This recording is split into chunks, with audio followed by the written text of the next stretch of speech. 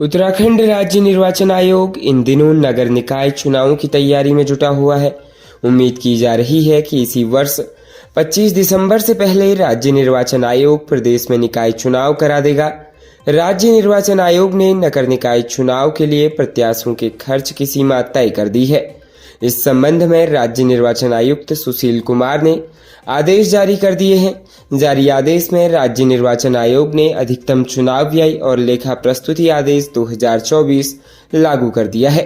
राज्य निर्वाचन आयुक्त सुशील कुमार की ओर से जारी आदेश के अनुसार नगर निगम, नगर पालिका और नगर पंचायतों में तमाम पदों पर चुनाव लड़ने वाले प्रत्याशियों की खर्च सीमा निर्धारित कर दी है।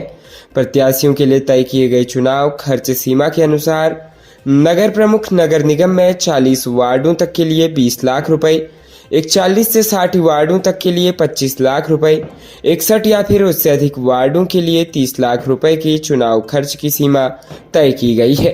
इसी क्रम में उपनगर प्रमुख नगर निगम के लिए 2 लाख रुपए और सभासद नगर निगम के लिए 3 लाख रुपए तय किए गए हैं।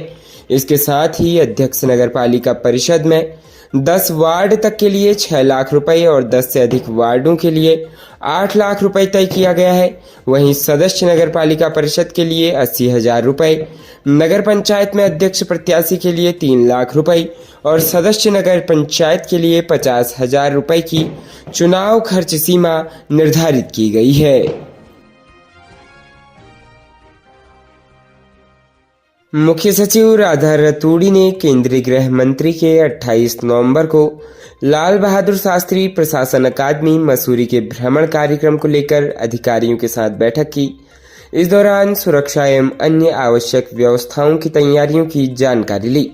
मुख्य सचिव ने आयुक्त गढ़वाल मंडल, पुलिस उप महानिरीक्षक गढ़वाल रेंज, जिलाधिकारी एवं वरिष्ठ पुलिस अधीक्षक देहरादून समेत सभी संबंधित अधिकारियों को समस्त व्यवस्थाएं पुख्ता करने के निर्देश दिए। इस मौके पर डीजीपी दीपम सेठ, प्रमुख सचिव R K. Sudhanshu, ADG A P. Anshuman समेत अन्य वरिष्ठ अधिकारी मौजूद रहे।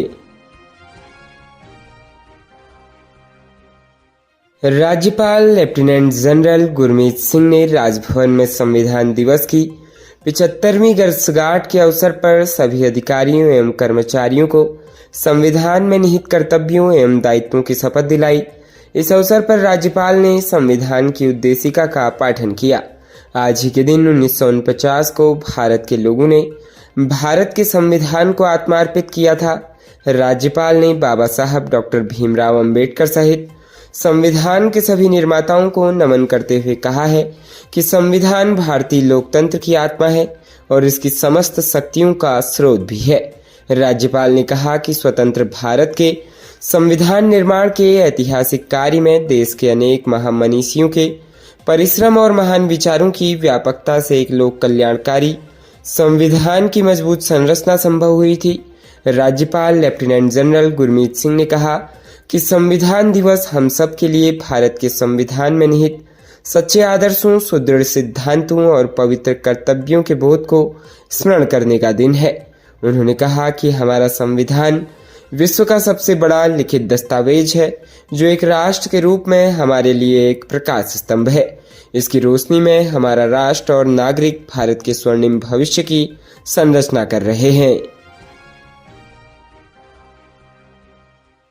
हरिद्वार जनपद के रुड़की में बीते 24 दिनों से लापता युवक का शव गंग नहर में मिला है। युवक 2 नवंबर से लापता था। तभी से रुड़की सिविल लाइन कोतवाली पुलिस और परिजनों ने उसकी तलाश में जुट गए थे। लेकिन जैसे ही आज मंगलवार 26 नवंबर को युवक की गंग नहर से लाश मिली, परिजनों की भी सारी उम्मीद टूट गई। जानकारी के मुताबिक रुड़की सिविल लाइन कोतवाली क्षेत्र के सत्ती मोहल्ला निवासी मोहम्मद अनस बीती 2 नवंबर की शाम अपने घर से परिजनों को कुछ देर में आने की बात कहकर स्कूटी लेकर निकला था। लेकिन जब देर रात तक भी अनस घर नहीं लौटा तो परिजनों को उसकी चिंता हुई। परिजनों ने अनस को इधर उधर काफी ढूंढा लेकिन उसका कुछ पता नहीं चल सका। इसी दौरान अनस की स्कूटी कोतवाली क्षेत्र में सोलानी पार्क के पास खड़ी हुई मिली। परिजनों ने जब आसपास के लोगों से जानकारी ली तो उन्होंने बताया कि अनस ने स्वयं की जान ले ली है। इसके बाद परिजनों ने आसपास में लगे सीसीटीवी कैमरे चेक किए तो अनस गंगनहर पुल के पास घूमता हुआ दिखाई दिया। मामले की जानकारी मिलते ही पुलिस भी मौके पर पहुंची और गोताखोरों की मदद से सर्च अभियान शुरू किया, लेकिन काफी खोजबीन के बाद भी गोताखोरों के हाथ कुछ नहीं आया। वहीं परिजनों का कहना था कि मोहम्मद अनस नॉर्मल ही घर से निकला था, फिर भी उसने ऐसा कदम क्यों उठाया, इसकी उन्हें कोई जानकारी नहीं है।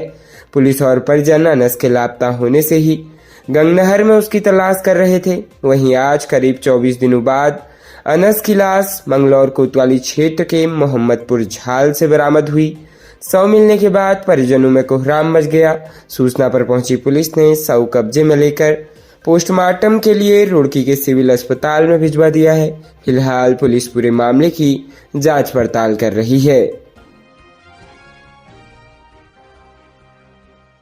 राज्य उत्तराखंड में हरिद्वार जनपद को छोड़ 12 जनपदों में ग्राम पंचायतों का 27 नवंबर और क्षेत्र पंचायतों का कार्यकाल 29 नवंबर को समाप्त होने जा रहा है।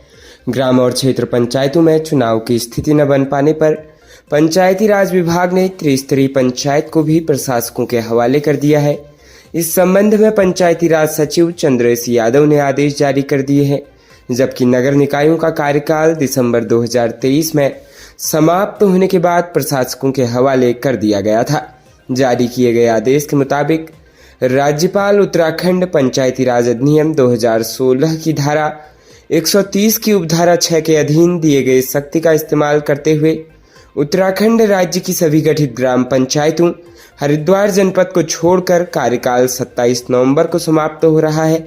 ऐसे में ग्राम पंचायतों के प्रशासक के रूप में सहायक विकास अधिकारी को कार्यभार ग्रहण करने की तिथि से अगले 6 महीने से अधिक समय के लिए या फिर नई ग्राम पंचायतों के गठन होने तक नियुक्त करने के लिए जिलाधिकारी को अधिकार दिए हैं। इसी तरह क्षेत्र पंचायतों का कार्यकाल 29 नवंबर को समाप्त हो रहा है, जिसके चलते क्षेत्र पंचायतों के लिए उप जिलाधिकारियों को नियुक्त किए जाने के लिए संबंधित जिलाधिकारी को अधिकृत किया गया है। दरअसल पंचायती राज अधिनियम में व्यवस्था की गई है कि पंचायतों के 5 वर्ष का कार्यकाल पूरे होने से 15 दिन पहले या फिर बाद में चुनाव कराए, लेकिन अगर किसी कारणवश चुनाव की स्थिति नहीं बन पा रही है तो अधिकतम 6 महीने तक के लिए प्रशासक बैठाए जा सकते हैं। प्रदेश में वर्तमान स्थिति यह है कि पंचायत के चुनाव की स्थिति नहीं बन पा रही है, क्योंकि राज्य निर्वाचन आयोग ने भी पंचायतों में मतदाता सूचियों के पुनरीक्षण कार्य के लिए जनवरी तक की समय सारणी निर्धारित की है, जबकि सरकार की ओर से ग्राम पंचायतों के पुनर्गठन, परिसीमन और निर्वाचन क्षेत्रों का परिसीमन एवं निर्धारण किया जा चुका है।